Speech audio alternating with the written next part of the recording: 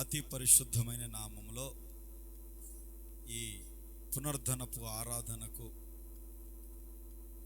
కూడి చేరొచ్చిన మీ అందరికీ నా హృదయపూర్వకమైన వందనాలు. అందరూ బాగున్నారా? బాగున్న వాళ్ళందరూ దేవునికి స్తోత్రం చెప్పండి. హల్లెలూయా.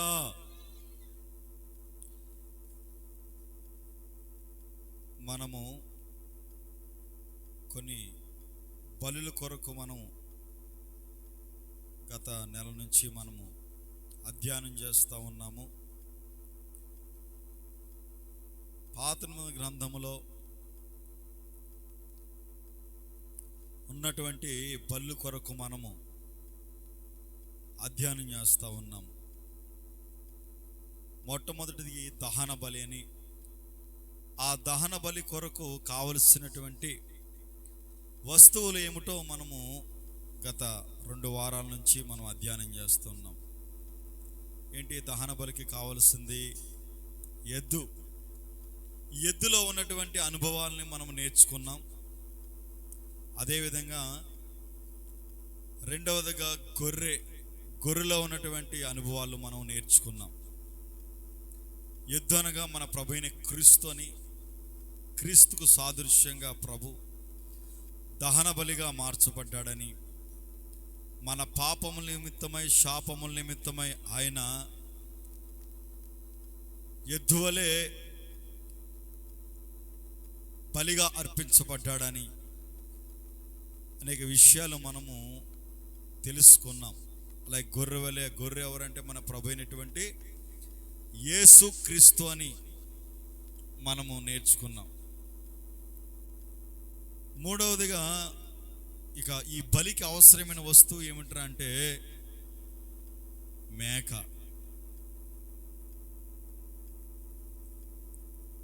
ఏంటండి? ఈ బలికి అవసరమైన వస్తువు మూడవదిగా మేక. ఈ వస్తువులో నుంచి కొన్ని విషయాలు మనము నేర్చుకుందాం. సామెతల గ్రంథము 30వ అధ్యాయము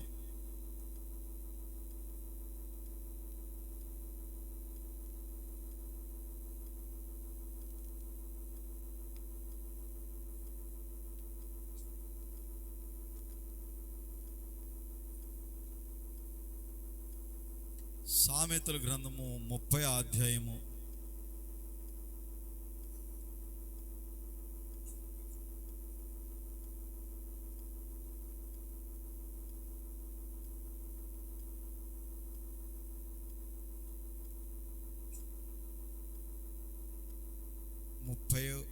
31వ వచనాన్ని మనము అధ్యయనం చేద్దాం.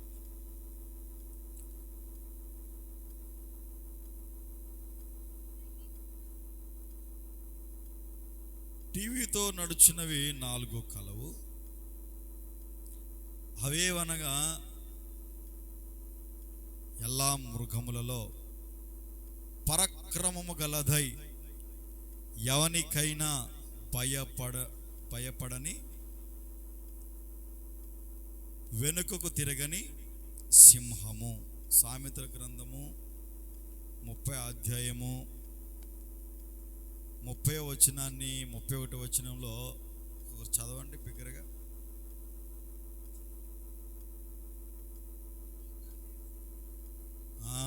టీవీతో నడుచున్నవి 4 కలవు. అవేవనగా எல்லா మృగములలో పరాక్రమము గలదై ఎవనికైనను భయపడని వెనుకకు తిరుగని సింహము. సోనంగి కుక్క, మేకపోతు, తన సైన్యమునకు ముందు నడుచుచున్న రాజు. ప్రియమైన దేవుని ప్రజలారా, దేవుని జనాంగమా, ఇక్కడ మేక అని మనం చూస్తూ ఉన్నాం. అదేంటంట? మేకపోతు. ఈ బలికి అవసరమైనది ఏంటంటే మేకపోతు. ఒకటి ఎద్దు, 2 గొర్రె, 3 మేకపోతు. చూడండి, అప్పుడప్పుడు నేను పోతుని వేయాలని మొక్కుకున్నాను, గుడికి బలి అర్పించాలని నేను ఈ మేకపోతుని మేపుతూ ఉన్నాను అంటూ ఉంటారు. మీకు అర్థమైందా? ఈ మేకపోతుని మేపుతూ ఉంటారు. ఎందుకంటే బలి అర్పించడానికి. దేవుని స్తోత్రం. చాలా తక్కువ సమయం అనే వాక్యాన్ని చెప్తాను నేను, జాగ్రత్తగా మీరు వినండి. ఈ మేకపోతు దహన బలికి అవసరమైనది. ఈ మేకపోతు బలికి అవసరమైనది. చూడండి, పాత గ్రంథంలో ఎద్దును, గొర్రెను, మేకను, గువ్వను, పావురాయిని, వీటన్నిటినీ బలిగా అర్పించేవారు. ఈ మేకపోతు బలికి ఉపయోగపడేది. మరి ఈ మేకపోతుకు సాదృశ్యం ఎవరు రాబావు అంటే మన ప్రభు అయినటువంటి యేసుక్రీస్తు. మన ప్రభుని యేసుక్రీస్తు మన కొరకు బలిగా మార్చబడ్డాడు, అర్పణగా మార్చబడ్డాడు. ప్రియమైన దేవుని ప్రజలారా, దేవుని జనాంగమా, ఈ వాక్యాన్ని మనం అర్థం చేసుకోవాలి. ఈ మేకపోతు మనిషి చేసిన పాపముల నిమిత్తమై, శాపముల నిమిత్తమై మనిషికి బదులుగా పాప పరిహార్థ నిమిత్తమై ఈ మేకపోతు బలిగా అర్పించబడేది. దేనిగాను? బలిగా అర్పించబడేది. ఇక బలి అర్పించవలసిన అవసరత లేదు. ఎందుకంటే నీ పాపముల నిమిత్తమై, నా పాపముల నిమిత్తమై మన ప్రభు అయినటువంటి యేసుక్రీస్తు మనకు బదులుగా, ఇదిగో ఈ మేకపోతుకు బదులుగా మన ప్రభుని క్రీస్తు మన కొరకు రక్తాన్ని చిందించి బలిగా మార్చబడ్డాడు. అందుకని ఇక మేకపోతులను అర్పించవలసిన అవసరం లేదు. బలులు అర్పించవలసిన పని లేదు. ఎందుకో తెలుసా? మన ప్రభువైన యేసుక్రీస్తు మన కొరకు బలిగా మార్చబడ్డాడు గనక నీవు ఆయన రక్తములో కడగబడితే చాలు. నువ్వు మేకపోతుని చక్కగా మేపి బలి అర్పించి గుడికి తీసుకెళ్ళి వధించి రక్తాన్ని ఆ రోడ్ల మీద చిందించిన అవసరత లేదు. కోడిలను తీసుకెళ్ళి బలి అర్పించవలసిన అవసరత ఇక లేదు. ఎందుకో తెలుసా? ఇక నువ్వు చేయవలసింది నీ పాపముల నిమిత్తమే ఒప్పుకోవాలి. ఏం చేయాలి? పాపాలను ఒప్పుకుని పశ్చాత్తాప పడి ఏం చేయాలంటే యేసు ప్రభు నమ్ముకుని నీ మనస్సును మార్చుకుని పాప క్షమాపణ పొంది ముంచుట బాప్తీసం తీసుకోవాలి. అంటే ప్రభు మార్గంలో నడిపించబడాలి అని అర్థం. Praise the Lord. అప్పుడు ఇక నువ్వు చేసిన పాపాలన్నిటినీ దేవుడు క్షమిస్తాడు, ప్రభు క్షమిస్తాడు. ఆ విధంగా నువ్వు నడుచుకోగలిగితే, నీ పాపాలన్నిటినీ ప్రభు యేసయ్య ఎదుట ఒప్పుకోగలిగితే ఇక బలి అర్పించవలసిన అవసరం లేదు. ఈ బలులన్నీ ఎప్పుడు అర్పించారంటే, బలులన్నీ బైబిల్ గ్రంథంలో ముందుగానే, పాత గ్రంథంలో అయితే పితరుల కాలంలో బలులు అర్పించారు. ఇవన్నీ బైబిల్లో నుంచి వచ్చినవే. యజ్ఞము, హోమము, బలి అర్పణ, ఇవన్నీ కూడా బైబిల్ గ్రంథంలో ఉన్నవి. పాత గ్రంథంలో అన్నీ కూడా చేశారు మన పితరులు. ఇప్పుడు చేయవలసిన అవసరం లేదు. లోక కళ్యాణ నిమిత్తమై మన ప్రభువైన యేసుక్రీస్తు రక్తం చిందించి చనిపోయి మరలా మృత్యుంజయుడై తిరిగి లేచి ఉన్నాడు. ఇక మనము బలులు అర్పించవలసిన అవసరత లేనే లేదు. హల్లెలూయా.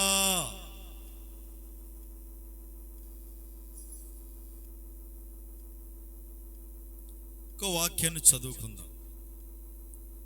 ఈ ఇప్పుడు సబ్జెక్ట్ ఏంటంటే మేకపోతు అవసరమే ఉంది బలికి. ఎప్పుడు? పూర్వకాలంలో, దేవుడు చూచి చూడనట్టు ఉన్నటువంటి కాలంలో,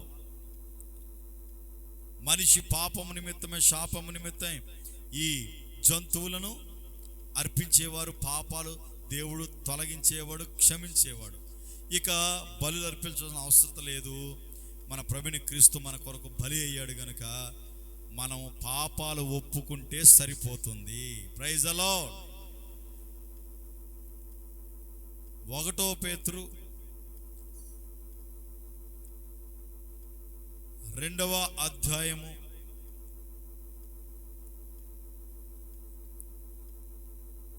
21వ వచనాన్ని మనము చదువుకుందాం. క్రీస్తు కూడా మీ కొరకు బాధపడి మీరు తన అడుగు జాడల యందు నడుచుకున్నట్లు మీకు మాదిరి ఇచ్చిపోయెను. ఆయన పాపము చేయలేదు, ఆయన నోటను ఏ కపటమును కనబడలేదు, ఆయన దూషింపబడియు బదులు దూషింపను లేదు, ఆయన శ్రమ పెట్టబడియు బెదిరింపక న్యాయముగా తీర్పు తీర్చు దేవునికి తన్ను తాను అప్పగించుకునేను. మన పాపముల విషయమై చనిపోయి నీతి విషయమై జీవించినట్లు ఆయన తానే తన శరీరమందు మన పాపములను మ్రాణు మీద మోపుకునేను. ఆయన పొందిన గాయముల చేత మీరు స్వస్థత నొందితిరి. మీరు గొర్రెవలే దారి తప్పిపోతిరి గాని ఇప్పుడు మీ ఆత్మల కాపరియు అధ్యక్షుడునైన ఆయన వైపునకు మళ్ళీ ఉన్నారు. దేని స్తోత్రం. ప్రియమైన దైవజనంగా, దేవుని ప్రజలారా, క్రీస్తు కూడా మన కొరకు బాధపడి మీరు తన అడుగు జాడల యందు నడుచుకున్నట్లు మీకు మాదిరి ఉంచిపోయెను. ప్రియమైన దైవజనంగా, దేవుని ప్రజలారా, మన శ్రమలో ఆయన భరించి ఉన్నాడు.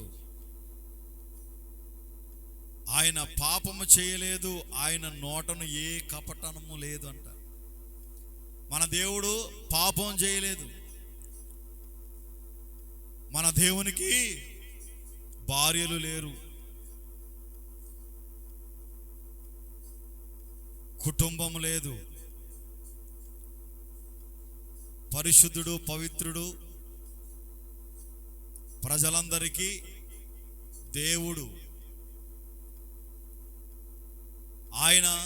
ఆయనకు మనమందరము పిల్లలమై ఉన్నాము. దేవునికి స్తోత్రం. హల్లెలూయా. ప్రియమైన దైవజనం, దేవుని ప్రజల, క్రీస్తు మన కొరకు బాధపడ్డాడు. తన అడుగు జాడలందు నడుచుకున్నట్లు మీకు మాదిరి ఉంచిపోయాను. ఇప్పుడు మనం ఆయన అడుగు జాడల్లో నడుచుకోవాలి. ఎవరి అడుగు జాడలో నడుచుకోవాలి? మనము దేవుని అడుగు జాడలో నడుచుకోవాలి. కొంతమంది నడుస్తూ ఉంటారు, కొంతమంది అడుగు జాడలలో నడుస్తూ ఉంటారు. వారి ఆలోచన ప్రకారంగా నడిపించబడుతూ ఉంటారు. మనుషుల ఆలోచన ప్రకారంగా నడిపించబడుతూ ఉంటారు. వారికి నచ్చినట్లుగా జీవిస్తూ ఉంటారు,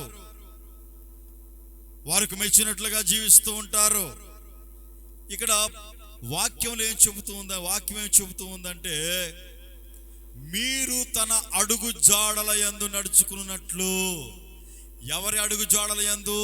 మన ప్రభువైన యేసు క్రీస్తు అడుగు జాడల యందు నడుచుకునేటట్లుగా మన ప్రభువైన క్రీస్తు మాదిరి ఉంచిపోయెను. మన కొరకు పరలోక రాజ్యాన్ని సిద్ధపాటు చేయడానికి ఆయన ఆకాశానికి ఎక్కిపోయెను. ఆయన అడుగు జాడల యందు మనం నడిపించబడాలి. మనుషులు అడుగు జాడల్లోనూ నడిపించబడకూడదు. మనిషి ఆలోచన ప్రకారంగా నడిపించబడకూడదు. కొంతమంది నడుస్తూ ఉంటారు, మనుషులు చెప్పేటువంటి మాటల ద్వారా అది బైబిల్కి సంబంధించినవా, దేవుని వాక్యంలో అలా ఉందా లేదా అని ఏ మాత్రము గమనించరండి. ఎవరో చెప్తారు, ఆ మాటలు తీసుకుని ఆ మాటల ప్రకారముగా జీవిస్తూ ఉంటారు. ఎవరి అడుగు జాడలందు నడిపించబడాలి? మనము మన కొరకు బాధపడినటువంటి యేసయ్య అడుగు జాడల్లో మనం నడిపించబడాలి. ఈ ఉదయకాల సమయంలో నువ్వు ఎవరి అడుగు జాడల్లో నడిపించబడుతూ ఉన్నావు? ఎవరి ఆలోచనల ప్రకారంగా నడిపించబడుతూ ఉన్నావు? నీవు దేవుని అడుగు జాడల్లో నడిపించబడాలి. ఎందుకంటే ఆయన మన కొరకు బలిగా మార్చబడ్డాడు, రక్తాన్ని చిందించాడు, మన కొరకు బాధపడ్డాడు ఆయన. అందుకని ఆయన అడుగు జాడలో నడిపించబడాలి. ఆయన అడుగు జాడలో నడిపించబడితే నీకు క్షేమం. యేసయ్య అడుగు జాడలో నడిపించబడితే నీకు ఆరోగ్యం. ప్రియమైన దేవుని ప్రజలారా, దేవుని జనాంగమా, ఈ ఉదయకాల సమయంలో నువ్వు ప్రశ్న వేసుకో. సాతాను కూడా నడిపిస్తూ ఉంటాడు, ఈ లోక సంబంధమైన అపవాది నడిపిస్తూ ఉంటుంది. ఒకటి మన ప్రభువైన యేసుక్రీస్తు నడిపిస్తూ ఉంటారు. మరి నువ్వు ఎవరి మార్గాలలో నడిపించబడుతూ ఉన్నావో, ఎవరి ఆలోచన ప్రకారంగా నువ్వు నడిపించబడుతూ ఉన్నావో, ఈ ఉదయకాల సమయంలో నువ్వు ఆగి ఆలోచించాలి. అపవాదిగాడు అంటాడు, ఎందుకులే నువ్వు మందిరానికి వెళ్ళడం, ఎందుకే నువ్వు పాటలు పాడటం, ఎందుకే ఆరాధనకు వెళ్ళడం, ప్రతి వారం నువ్వు వెళ్ళాలా? అవసరం లేదులే, నువ్వు రక్షణ పొందావు, బాప్తిస్మం పొందేది సరిపోతుంది అని వాడు త్రోవల్లో వాడు నడిపించుకోవడానికి ప్రయత్నం చేస్తూ ఉంటాడు. మరి నీవు అపవాది ఆలోచన ప్రకారంగా నడిపించబడుతున్నావా? మనుషుల ఆలోచన ప్రకారంగా, లోక సంబంధమైన ఆలోచన ప్రకారంగా నడిపించబడుతూ ఉన్నావా? ఇక్కడ చూడండి, క్రీస్తు కూడా మన కొరకు బాధపడి,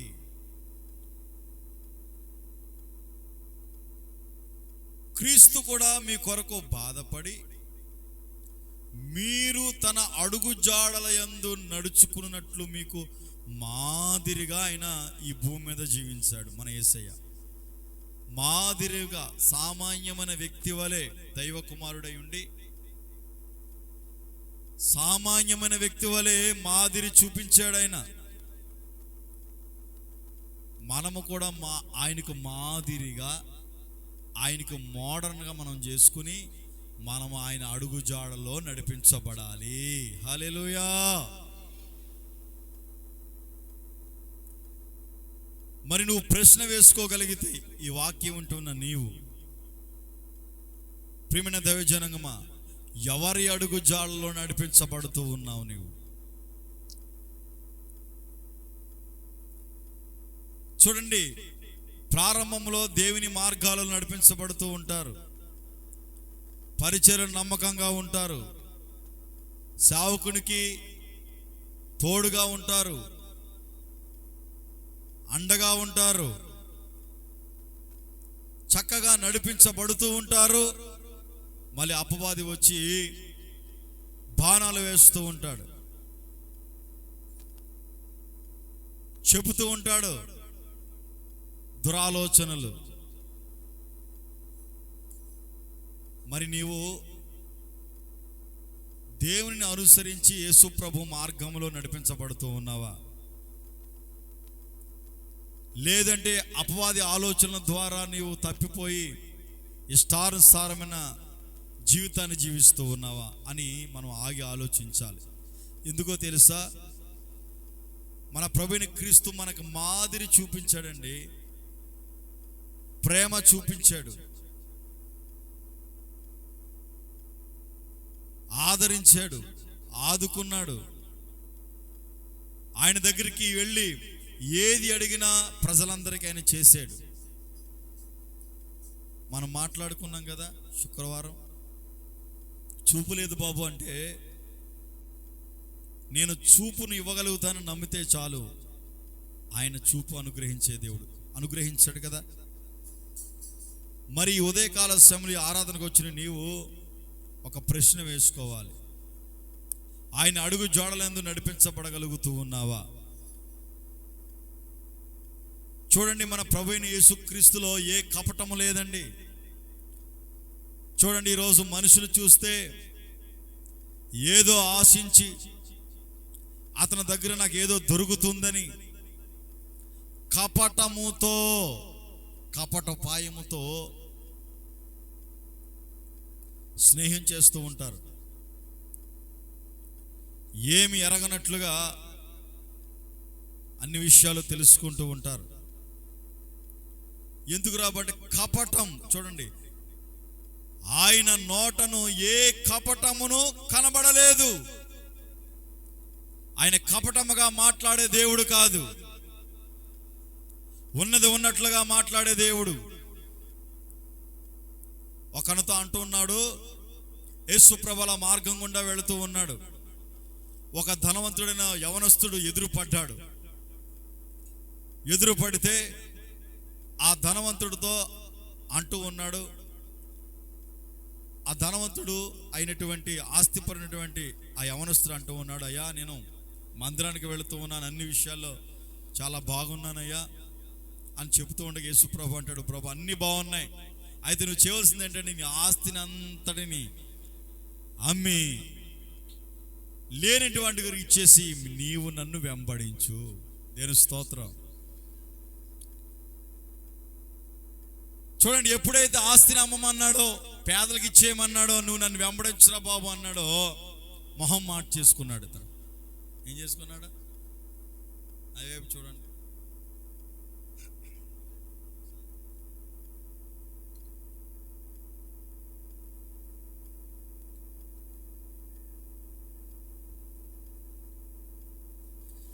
ఎప్పుడైతే యేసు ప్రభు నీ ఆస్తిని అంతటిని అమ్మేసేసి పేదలందరికీ పంచేసి నీ వచ్చి నన్ను వెంబడించు. దేవుని స్తోత్రం. ఎప్పుడైతే నన్ను వెంబడించమని కపటము లేకుండా దేవుడు మాట్లాడాడో ఇతనికి బాధ వచ్చేసింది. కొంతమందికి ఎట్లా ఉంటుందంటే ఉన్నది ఉన్నట్లు చెబితే ఇష్టం ఉండదు. ఎప్పుడైతే ఇతను ఇలా చెప్పాడో మొహం చిన్నపుచ్చుకుని మొహం మార్చుకుని యేసేని వెంబడించడం మానేసి అతని పని అతను చేసుకున్నాడు. ప్రియమైన దేవుని ప్రజలారా, దేవుని జనాంగమా, బాబు నువ్వు రక్షణ పొందావు, మారు మనసు పొందావు, మందు మానాలి నాయన, చుట్ట మారాలి బాబు, నువ్వు సరిచేయబడాలి. పూర్వం నుండి మందిరానికి వెళ్ళిన వ్యక్తివే, ప్రార్థన చేసిన వ్యక్తివే, అయితే ఆచార ముసుగులో ఉండిపోయావు బాబు. కొంచెం నీవు మనసు మార్చుకుని నీకున్నటువంటి చెడు అలవాట్లను విడిచిపెట్టి, పాపాన్ని విడిచిపెట్టి నువ్వు యేసేని వెంబడించు, పరిచర్యలో నిలిచి ఉండు, దేవుడు నీ పిల్లలను నిన్ను ఆశీర్వదిస్తాడు బాబు అని చెప్పామనుకో. ఇందా చెప్పాను కదా మీకు, ఇతన్ని ఆస్తి అమ్మి పేదలకు ఇచ్చి నన్ను వెంబడించరా బాబు అంటే ఎలా అయితే మొహం మార్చుకున్నాడో, ఈ రోజున క్రైస్తవ ప్రపంచం ఎట్లా ఉందంటే ఉన్నది ఉన్నట్లుగా చెప్పకూడదు, బోధించకూడదు, కొంచెం కళ్ళ కబుర్లు చెప్పి అన్నా నువ్వు ఇంత కాదన్నా అంతా అని శుభ్రంగా తాగొచ్చినా నీకు ప్రాధాన్యత ఇచ్చేయమనుకో, రాజశేఖర్ పాస్టర్ గారు అంతా గొప్ప లీడర్ బాబు అని చెప్తావు. రైజులో అన్నా అక్క ఇది మంచి పద్ధతి కాదు, మనం ప్రభుని అనుసరించి నడిపించబడాలి, ఆయన మనకు మాదిరి చూపి వెళ్ళాడు అని చెప్పామనుకో. ఇలా క్రైస్తవ ప్రపంచానికి ఎట్లా ఉందంటే నువ్వు తప్పు చేసినా, నువ్వు అక్రమంగా నడుచుకుంటూ ఉన్నా నిన్ను ఏం అనకూడదు. నీతో కపటముగా యాక్ట్ చేయాలన్నమాట. ఏం చేయాలి? కపటంగా ఉంటే అప్పుడు మనం నచ్చుతాం. కళ్ళ కబుర్లు చక్క 4 జోకులేసి 4 మాటలు చెప్పి నువ్వెంత కాదు అంత కాదని చెప్పి నిన్ను పొగుడేమనుకో నీకు నచ్చుతాం. మనస్సు మార్చుకోండి బాబు. పూర్వకాలం నుండి మీరు ఎంతో ఉన్నతమైన స్థితిలో ఉన్నటువంటి వారు ఇప్పుడు ఆచార ముసుగులో ఉన్నారు. ఉండకూడదు బాబు అలాగని చెబితే ఇప్పుడు వినే పరిస్థితి లేదు. మొహం మార్చుకుని మూత ముడుచుకుని పరిస్థితులు దారుణంగా ఉన్నాయి. ఈ కడవరి దినాలలో మనము ఎవరిని అనుసరించి నడుచుకోవాలి? మన ప్రభువైన యేసుక్రీస్తుని అనుసరించి నడుచుకోవాలి. నువ్వు సేవకుని అనుసరించి నడుచుకోవసరలా,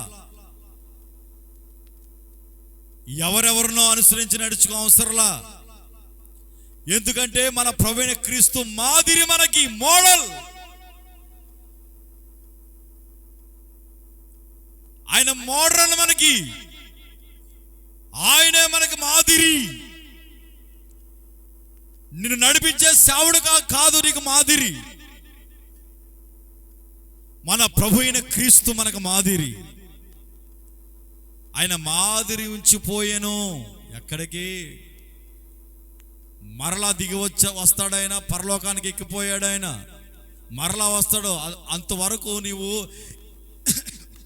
యేసు ప్రభు చూపినటువంటి మాదిరి మనం చూపాలి.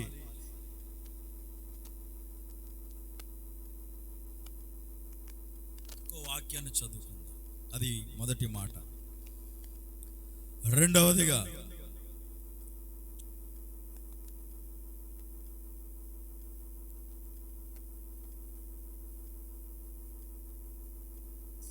ఎఫెసీయులకు రాసిన పత్రిక, అందరూ తీయండి. ఎఫెసీయులకు రాసిన పత్రిక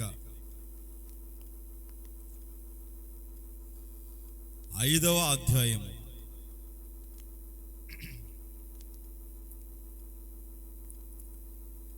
ఎఫెసీయులకు రాసిన పత్రిక 5వ అధ్యాయము 2వ వచనాన్ని మనం చదువుకుందాం.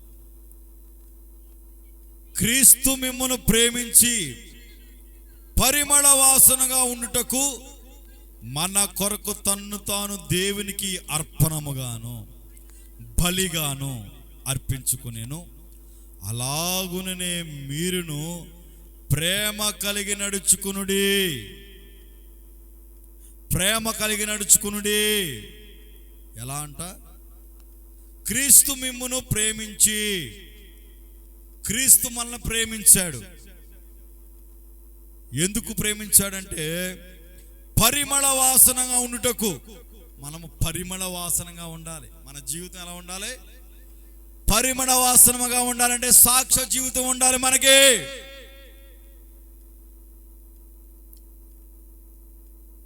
ఏముండాలి? పరిమళ వాసన అంటే సాక్ష్యం. ఏంటండి? క్రీస్తు మనల్ని ప్రేమించాడు. ఎందుకని ప్రేమించాడంటే మనం పరిమళ వాసనగా ఉండాలని. అంటే మన సాక్ష్య జీవితం సువాసన రావాలి, మన బ్రతుకు సువాసన చెందాలి. ఒకప్పుడు నీకు జీవితం కంపు, త్రాగేవాడు, తిరిగేవాడివి, ఇష్టానుసారంగా బ్రతికేవాడివి, భయంకరమైన కోపిస్తోడివి, భయంకరమైనటువంటి చెడు అలవాట్లు కలిగిన వ్యక్తివి. సరే, అయితే ఇప్పుడు నువ్వేం చేయాలంటే పరిమళ వాసనగా చెందాలి. హల్లెలూయా. నీ సాక్ష్య జీవితం పరిమళించాలి. మానుకోవాలన్నీ మానుకోవాలి, చెడు అలవాట్లన్నీ మానుకోవాలి, పాపాన్ని విడిచిపెట్టాలి. చూడండి, చాలా మంది ఉన్నారు, మందిరానికి వెళతారు, పాటలు పాడతారు, వాక్యం చదువుతారు, ప్రార్థిస్తారు, మరలా బైబేస్ రోడ్లో పడిపోతారు. అర్థమైంది? అర్థమైందా? ఎందుకురా బాబు అంటే నీ బ్రతుకు మార్చుకోలేదు, భక్తి చేస్తున్నావు కానీ. పాపాన్ని విడిచిపెట్టలేదు. భక్తి చేస్తున్నావు కానీ, పాటలు పాడుతూ ఉన్నావు, వాక్యం చదువుతూ ఉన్నావు, ప్రార్థిస్తూ ఉన్నావు, అన్నీ బాగానే ఉన్నాయి, బ్రతుకు మాత్రం మారలా.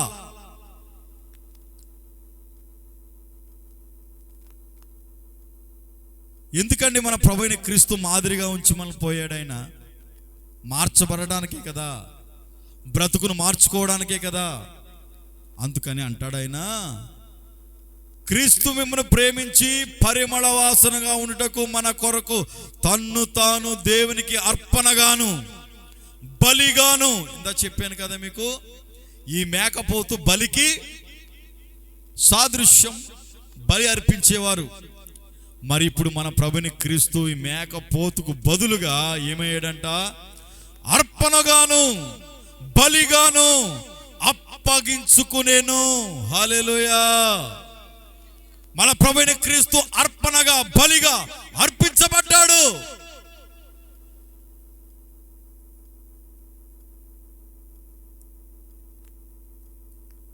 బలిగా అర్పించుకుని తన్నుకు తానే బలిగా అర్పించుకున్నాడని దేవుడు. అలాగునే మీరును ప్రేమ కలిగి నడుచుకునుడి. దేవుని స్తోత్రం. మనము ప్రేమ కలిగి నడుచుకోవాలండి. క్రీస్తు ప్రేమ కలిగి మనం నడుచుకోవాలి. అంటే ప్రేమించిన వాడినే ప్రేమించడం గొప్ప విషయమే కాదు. యేసు ప్రభు చెబుతున్న బోధ ఎలా ఉంటుందో తెలుసా? మామూలుగా ఉండదు. ఏముంటుందంటే, నీ శత్రువును కూడా ప్రేమించాలి. ఏం చేయాలి?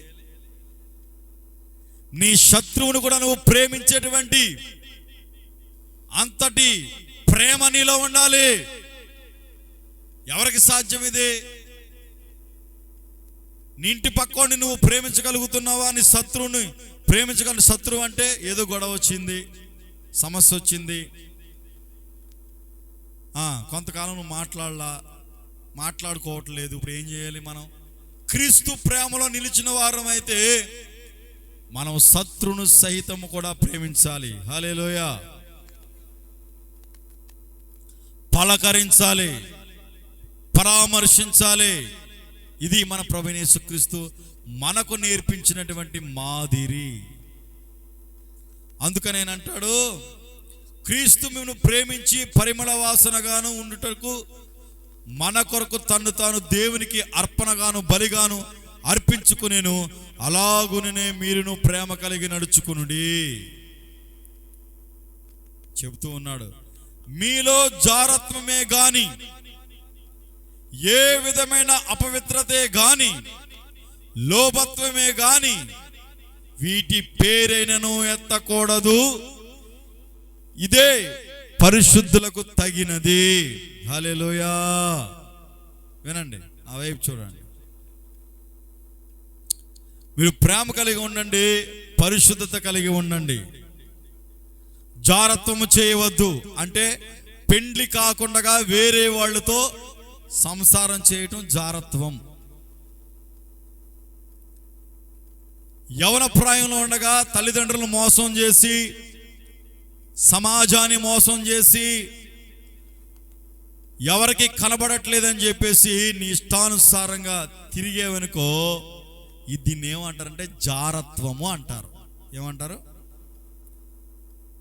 అందుకని ప్రభువైన క్రీస్తు అంటారు, అపోస్తలుడైన పౌలు అంటాడు, వీటి పేరైనా ఎత్తకూడదు. మీరు అంతటి పరిశుద్ధత కలిగి ఉండాలి.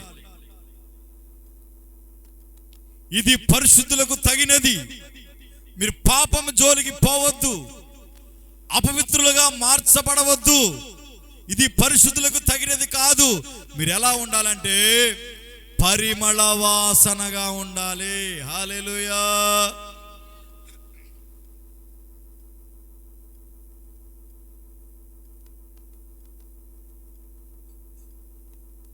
నా వైపు చూడండి, ఎలా ఉండాలి? పరిమళ వాసనగా ఉండాలి నీ సాక్ష్య జీవితం.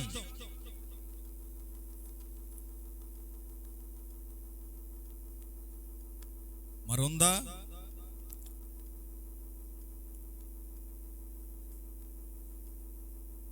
బయట పల్లకి మోత, ఇంట్లో బయట చూస్తే అబ్బో, మరి ఇంట్లో చూస్తే అంటే దీని అర్థం ఏంటంటే శరీర సంబంధంగా నువ్వు మంచి వస్త్రాలు వేసుకుని, నాకులా తెల్ల బట్టలు వేసుకుని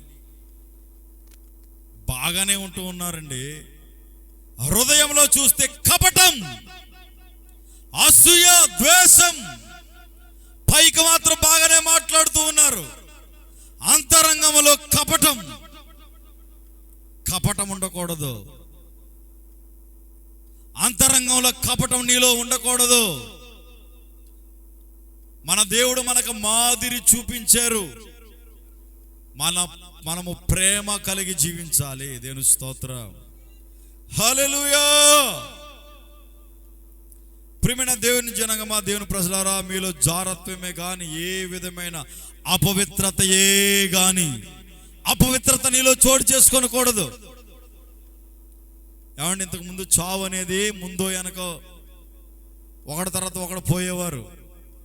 ఇప్పుడు చావు అనేది చిన్న లేదు, పెద్దలు లేదు, ఎవడో తారతమ్యం లేదు. ఎప్పుడు మనిషికి చావు వస్తుందో, ఎప్పుడు ఈ భూమి మీద నుండి మనిషి వెళ్ళిపోతాడో తెలియని పరిస్థితి గనుక సమయం ఉండగానే, ఆరోగ్యం ఉండగానే నీకు జ్ఞానం ఇచ్చాడు దేవుడు. ఏది మంచో ఏది చెడో నువ్వు గ్రహించాలి. ఏది మంచిగా ఉందో దాన్ని అవలంబించి నువ్వు ఆ మార్గాలలో నడిపించబడాలి. హల్లెలూయా. అదే మన ప్రభువైన యేసుక్రీస్తు మార్గం. ఆ మార్గాలలో నువ్వు నడిపించి ఆయన అనుసరించి నడవగలిగితే నీ బ్రతుకు ధన్యకరంగా మార్చబడుతుంది. ప్రియమైన దైవజన, దేవుని క్రీస్తు మన కొరకు ఏం చేశాడంట? అర్పణగా, బలిగా ఆయన తను అర్పించుకున్నాడండి. అటువంటి దేవుణ్ణి నమ్ముకున్నాం మనం. దేవుని స్తోత్రం.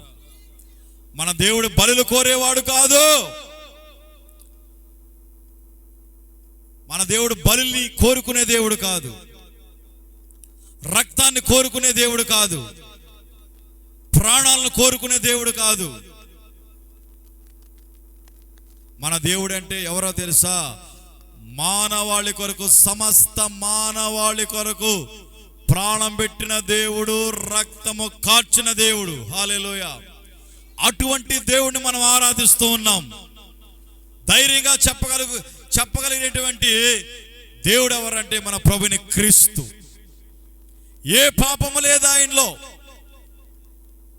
అపవిత్రత లేదు, పరిశుద్ధుడైన, పవిత్రుడైన అటువంటి దేవుణ్ణి నమ్ముకున్నాం మనం.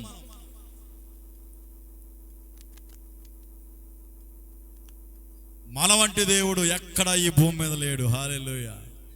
ఎక్కడనూ లేడు మన లాంటి దేవుడు. ఎందుకంటే ఏ మనిషి అండి మనిషి కొరకు ప్రాణం పెట్టినవాడు, రక్తాన్ని చిందించిన దేవుడు, మరలా తిరిగి లేచినట్లుగా ఈ భూమండలంలో, సర్వమండలంలో ఎక్కడ చూసినా, ఏ పుస్తకాలు తిరగేసినా లేనే లేడు మన వంటి దేవుడు. హల్లెలూయా. అటువంటి గొప్ప దేవుని కలిగి ఉన్నాం మనం. దేవుని స్తోత్రం. మనం ఎంతైనా ధన్యులము. దేవుని స్తోత్రం. అందుకని మనం యేసయ్యను అనుసరించి నడుచుకోవాలి. ఎవరిని నడుచుకోవాలి? అందుకని మనము ప్రేమ కలిగి బ్రతకాలి, ప్రేమ కలిగి జీవించాలి. దేవుని స్తోత్రం. చదువుదాం. అలాగుననే మీరును ప్రేమ కలిగి నడుచుకునుడి. మీలో జారత్వమే గాని, ఏ విధమైన అపవిత్రతయే గాని, లోభత్వమే గాని వీటి పేరైనను ఎత్తకూడదు. ఇదే పరిశుద్ధులకు తగినది. దేవుని స్తోత్రం. కృతజ్ఞతా వచనమే మీరు ఉచ్చరింపవలెను గాని మీరు భూతులైనను, జాగ్రత్తగా వినండి. ఏంటంట? నా వైపు చూడండి. భూతులైనను. ఏంటంట? నీ బైబిల్లో లేదమ్మా, మనసు ఇక్కడ పెట్టండి, సహకరించండి. భూతులైనను, పోకిరి మాటలైనను. ఏమండి? సరసోక్తులైనను ఉచ్చరింపకూడదు. ఇవి మీకు తగవు. వ్యభిచారి అయినను, అపవిత్రుడైనను, విగ్రహారాధికుడైనను, లోబేయినను, క్రీస్తు యొక్కయు దేవుని యొక్కయు రాజ్యమునకు హక్కుదారుడు కాడను సంగతి మీకు నిశ్చయముగా తెలియజేస్తున్నాను అని పౌలు చెప్తూ ఉన్నాడు. అర్థమైంది మీకు? మరి వాక్యాన్ని నమ్మాలిగా, బైబిల్ గ్రంథాన్ని చదువుతున్నాం, మనం అనుసరించాలిగా. Praise the lord. ఇలా చెప్పామనుకోండి, అయ్యి పాస్టర్ గారు ఎప్పుడు చూసినా ముంచేస్తాను అంటున్నాడు, బాప్తిస్మం అంటున్నాడు, మారు మనసు అంటున్నాడు.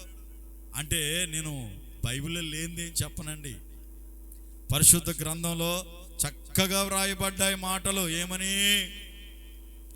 బూతులైన బూతులు మాట్లాడకూడదు. మనం ఒకప్పుడు మాట్లాడావు, నీకు ఇష్టానుసారంగా బూతులు మాట్లాడావు, ఇప్పుడు బూతులు మాట్లాడకూడదు. యేసు ప్రభువు నమ్ముకున్న నీవు బూతులు మాట్లాడకూడదు. పోకిరి మాటలు మాట్లాడకూడదు. పోకిరి వాళ్ళు మాట్లాడినట్లుగా పోకిరి మాటలు మాట్లాడకూడదు. సరస్సోక్తులుగా మాట్లాడకూడదు. ఉచ్చరింపనకూడదు. ఇవి మీకు తగవు. వ్యభిచారి అయినా అంటే పాపం చేసి భర్త ఉండగా వేరే వారితో పాపం చేసేవారు వ్యభిచారు అని అర్థం. వ్యభిచారులనైనను, అపవిత్రుడనైనను, విగ్రహారాధికుడైన ఉన్న లోబి అయినను. అర్థమైంది మీకు?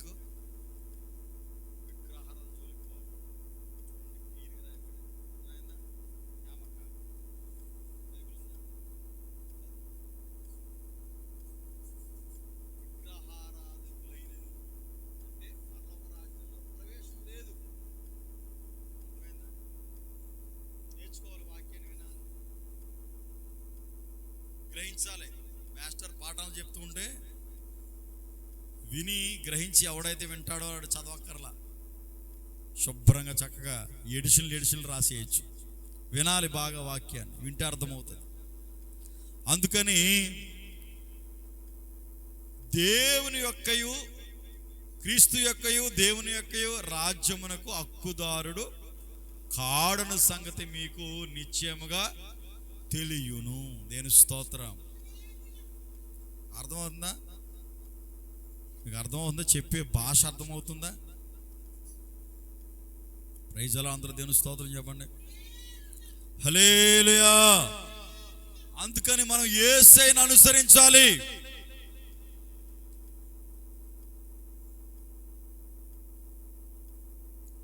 ఎవరిని అనుసరించాలి? యేసయ్యను అనుసరించాలి. రెండవదిగా ఆయన మన కొరకు బలిగా అర్పణగా ఆయన అర్పించుకున్నాడు, మాదిరి చూపాడు కనుక మనం ఆయన అనుసరించాలి. ఊరికనే కాదు, మనం చేసే పనిలో నేను చెబుతూ ఉంటాను, నిపుణత ఉండాలి. మనం చేసే భక్తిలో నిపుణత ఉండాలి. నువ్వు ఆరాధించే దేవుడు ఎవరైనా సరే,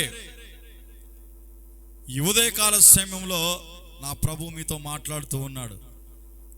నీవు ఆరాధించే దేవుడు ఎవరైనా సరే ఆ దేవునిలో పరిశుద్ధత ఉండాలి, పవిత్రత ఉండాలి, త్యాగం ఉండాలి. నువ్వు చెప్పుకోగలిగినటువంటి క్వాలిటీస్ అన్నీ ఉండాలి, మంచి చెప్పుకోవాల్సినటువంటి అన్నీ ఉండాలి. మనిషే నిర్ణయిస్తున్నాడు చెడ్డోడో మంచోడను, అవునా కదా? మనం ఆరాధించే దేవుని కొరకు నువ్వు ఆలోచించాలి. దేవుని పుట్టుకలో పరిశుద్ధత ఉండాలి. మరి పరిశుద్ధత ఉందా? మన దేవునిలో ఉందంటే నిశ్చయముగా పరిశుద్ధత ఉంది. హల్లెలూయా. కన్య అయిన మరియకు, కన్యకి ఎలా రా బాబు పిల్లలు పుడతారంటే అసాధ్యము, సాధ్యము కానే కాదు. మరి ఎలా పుట్టాడు రా బాబు యేసు ప్రభు అంటే పరిశుద్ధాత్మ ద్వారా దేవుడే గర్భంలోనికి ఉద్భవించాడు. ఆయనకి అసాధ్యం అందని ఏముంటుంది దేవునికి?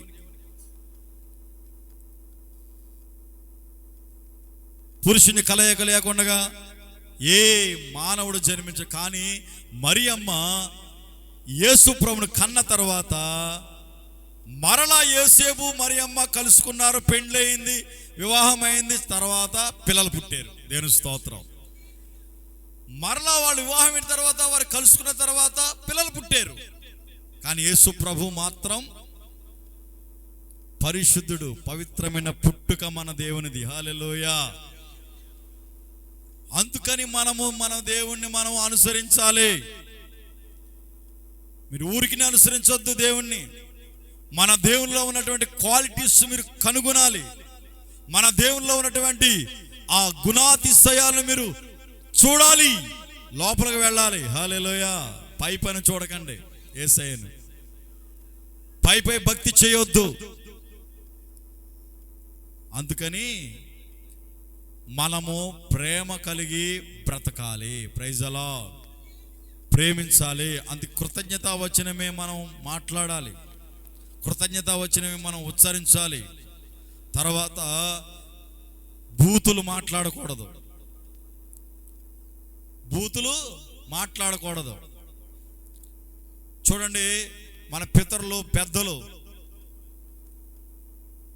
చుట్టనోట్లో పెట్టుకుని వెనకాల తిప్పి, ముసలమ్మలు కూడా, ఆడవాళ్ళు కూడా చుట్టలు కాల్చేవారు. అప్పుడు దేవుని మహాకృపను బట్టి ఇప్పుడు తగ్గారండి. కానీ మొన్న ఒక ఆమెను చూశానండి, ఆమెను చూశాను. చక్కగా బాగుంది, ఎర్రగా ఉంది, మెట్ల మీద కూర్చుంది. మెట్ల మీద కూర్చుని గుప్పేస్తుంది. ఒరే, చాలా రోజులైంది నేను చూసి చుట్టలు కాల్చేవాడిని. అంటే పురుషులైతే కాలుస్తారు, స్త్రీలు కాల్చేవారు మానేశారు మొత్తం మీద దేవుని మహాకృపను బట్టి. ఆ ముసలమ్మ చూసి వెళ్ళి వీడియో తీద్దామా, ఫోటో తీద్దాం అనుకున్నాను. వెళ్ళి తీసాను. ఎవడరా నువ్వు అన్నది అనుకున్నాను. నన్ను తీద్దాం ఏంటరా అన్నది అనుకో. ఈ లోపు ఎవడొచ్చిన వీడియో తీస్తాడు బాబా అంటే ఈ నలుగురు వచ్చి నన్ను కొట్టేశారు అనుకో. భయపడిపోయాను నేను. ఎదరా పిల్లల్ని ఎక్కి చూడ ఆటో మీద వెళ్తే తగ్గుప్పేస్తుంది.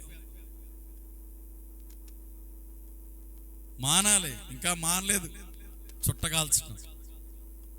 ఇలా చెప్పామనుకో ఎలా ఉంటుంది? మొహం మార్చుకుంటారు. వాక్యం ఏం చెప్తుంది? వాక్యం ఏం చెప్తుంది? బూతులు మాట్లాడకూడదు. నువ్వు మాట్లాడకూడదు, నీ పిల్లలు మాట్లాడకూడదు. నువ్వు మానేస్తే నీ పిల్లలు మానేస్తారు. చూడండి, ఇంట్లో ఉంటారు, తాతలో నాయనమ్మలో తిడతా ఉంటారు. ఆ మాటలు ఇచ్చుకుని ఈడు తిడతా ఉంటాడు, ఈమె తిడతా ఉంటుంది. ఎక్కడ నేర్చుకున్నారా బాబు అంటే ఇంట్లో మాట్లాడుతున్నారు, బూతులు, అపవిత్రమైన మాటలు మాట్లాడుతూ ఉన్నారు. గనుక బూతులు మాట్లాడకూడదు. Praise the lord. పోకిరి మాటలు మాట్లాడకూడదు. చూడండి, చూస్తూ ఉంటానండి, దైవ సేవకుడే, చర్చి పాస్టర్ గారే విశ్వాసులు జోకులు వేస్తూ ఉంటారు, ఈయన కూడా ఈయన నవ్వుతూ ఉంటాడు. అంటే ఏం చేస్తున్నట్టు? పోకిరి మాటలకి సహకరిస్తున్నట్లే కదా. నీ పని ఏంటి? దేవుడు అప్పు చెప్పిన పని నీకు ఉంది కదా. నువ్వు ఎట్లా ఉండాలి?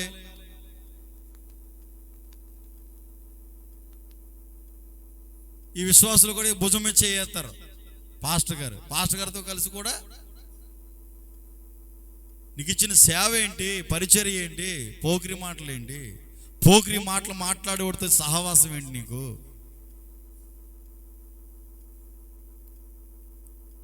పిలుపేది, దర్శనమేది, సమర్పణ ఏది? పోకిరి మాటలు మాట్లాడేవాడితో మనము సాంగత్యము చేయకూడదు. Praise the lord.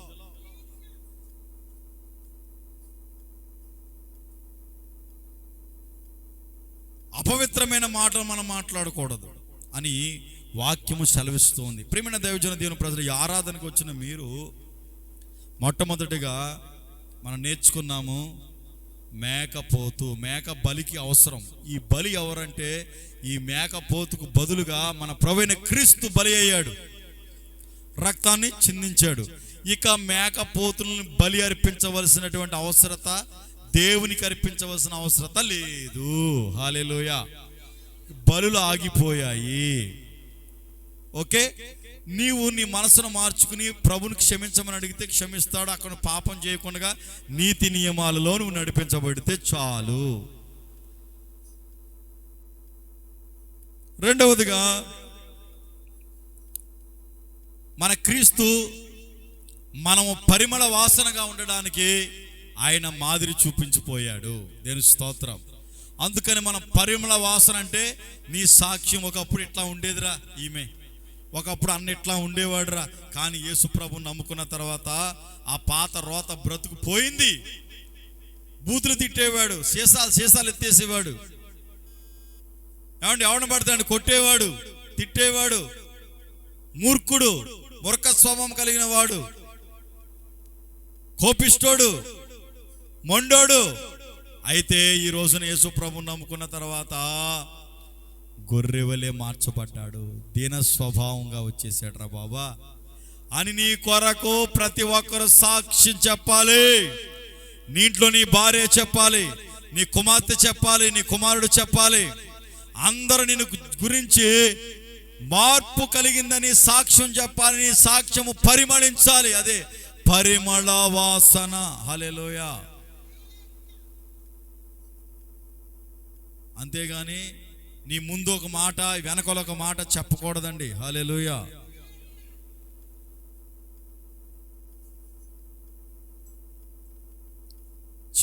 చివరగా ప్రేమ కలిగి మనం బ్రతకాలి. దేవుని స్తోత్రం. క్రీస్తు ప్రేమ మనలో ఉంది గనక, ఆయన మనం ప్రేమించాడు గనక మనము కూడా ఇతరులను ప్రేమించాలి. ఇతరులను ప్రేమించడమే కాదు, శత్రువులు సహితము ప్రేమించాలి. దేవునికి స్తోత్రం. శత్రువు సహితము కొరకు నువ్వు ప్రార్థన చేయాలి. ఎవరితో నీకు గొడవలు ఉండకూడదు, అందరితో సమాధానంగా ఉండాలి, అందరితో సమాధానంగా సంతోషంగా ఉండాలి. Praise the Lord. ఈవేళ క్రైస్తవుల మీద ప్రభు నమ్ముకున్న వారే విరోధులు, సేవకుడి మీద సేవకుడు విరోధి, విశ్వాసం మీద విశ్వాస విరోధి. బయట వాళ్ళ కొరకు ఎందుకు, మన కొరకు చెప్పుకుందాం. Praise the Lord. రాత్రి చెప్పారు పాస్టర్ గారు, పచ్చిక బయలు ఉన్న చోట వెళ్ళి ఆ గొర్రె కానీ మేక కానీ మేసిందనుకో బలం పొందుకుంటుందంట. ఏం పొందుకుంటుంది? Praise the lord. ఈ పచ్చిక బయలు దగ్గరికి వెళ్ళనివ్వట్లా, ఉన్నతమైన ఉపదేశాన్ని చెబుతూ ఉండగా విననివ్వట్లా.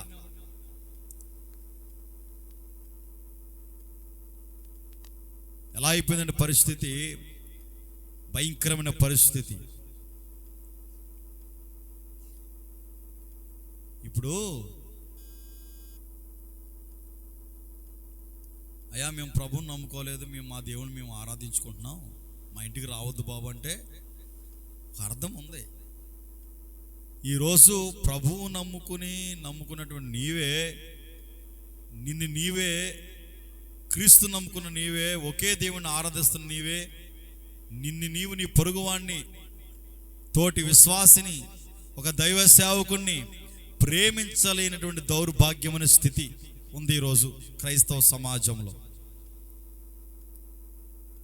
నా మట్టుకు నేనైతే అందరు దైవ సేవకులతో, అన్ని పరిచర్యలతో నేను సమాధానంగానే ఉంటాను, సంతోషంగానే ఉంటాను. ప్రియమైన దైవజన దేవుని ప్రజలారా, మనం అలా ఉండాలి, అందరితో కలిసి ఉండాలి. ఆ విధంగా మనల్ని ప్రేమించినటువంటి యేసయ్య, మాదిరి చూపించినటువంటి యేసయ్య, ఆయన అనుసరించి మనము నడుచుకోవాలి. Praise the Lord. దేవునికి స్తోత్రం. ఒకటి, మేకపోతు బలికి అవసరం, దానికి సాదృశ్యం మన ప్రభుని క్రీస్తు బలిగా మార్చబడ్డాడు. ఇక బలులు అవసరంలా, అర్పించవలసిన పని లేదు. ఇక నువ్వు చేయవలసిందంటే ఆయన అనుసరించి నడుచుకోవాలి. ఎందుకంటే మన కొరకు బలిగా అర్పణగా మార్చబడ్డాడు కనుక ఆయన అనుసరించి నడుచుకుంటే సరిపోతుంది. మూడవదిగా క్రీస్తు ప్రేమను ధరించుకున్న మనము పరిమళ వాసనగా ఉండాలి. అంటే మంచి సాక్ష్యం మనకు ఉండాలి. మూడవదిగా మనము ప్రేమ కలిగి ఉండాలి. మన నోట బూతులు రాకూడదు, పోకరి మాటలు రాకూడదు, సరసోక్తులు రాకూడదు, అపవిత్రత మనలో చోటు చేసుకోకూడదు. ఆ విధముగా మనము నడిపించబడగలిగితే మన ప్రభువైన యేసుక్రీస్తు వచ్చినప్పుడు మనము కూడా ఆయనతో ఎత్తబడతాము. దేవునికి స్తోత్రం. ఈ మాటలు నా దేవుడు మీ హృదయంలో నీరు కట్టి ఫలింపచేయునుగాక. ఆమేన్.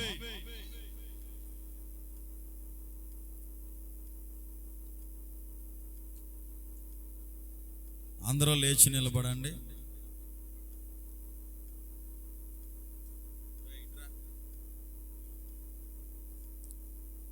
అందరూ లేచి నిలబడండి. చిన్న